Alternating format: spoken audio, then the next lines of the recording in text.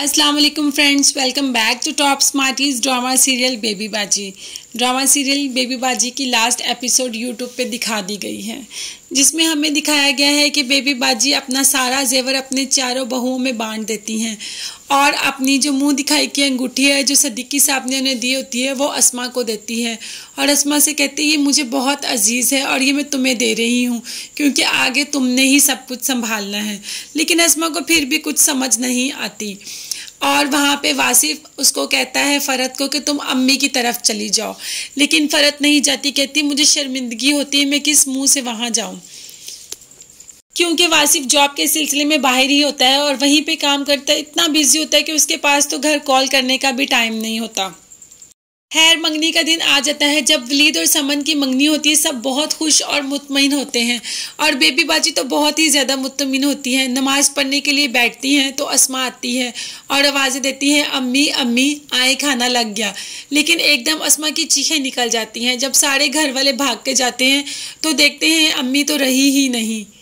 नजरा जिसको क्या एहसास हो गया है कि उसका भी उस घर के सिवा कोई नहीं, खुद ही आ जाती है घर अम्मी से और सबसे माफ़ी मांगने।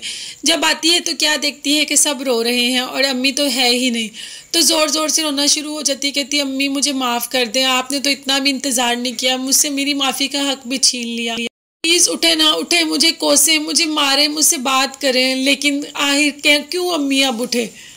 जिंदगी में तो अज़रा ने अम्मी की कोई ख्वाहिश पूरी नहीं की, ढंग से बात भी नहीं कही और आज चीख चीख के कह रही अम्मी उठें।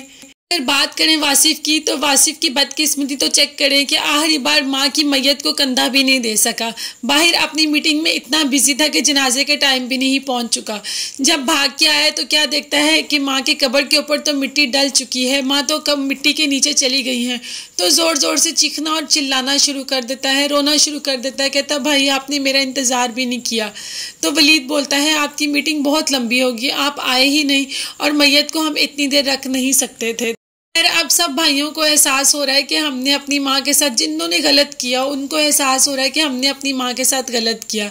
ये ड्रामा हमारे लिए एक बहुत ही अच्छा मैसेज छोड़ के जाया गया है कि हम जिंदगी में तो अपने माँ बाप का ख्याल नहीं करते, लेकिन उनके मरने के बाद हम उनकी कब्रों को जाके पानी देते हैं। क्यों हम जिंदगी में क्यों अपने माँ बाप का ख्याल नहीं करते। अल्लाह हमें ऐसी औलाद बनाए कि हम जिंदगी में ही अपने माँ बाप का ख्याल करें, वो हमसे खुश होके जाएं।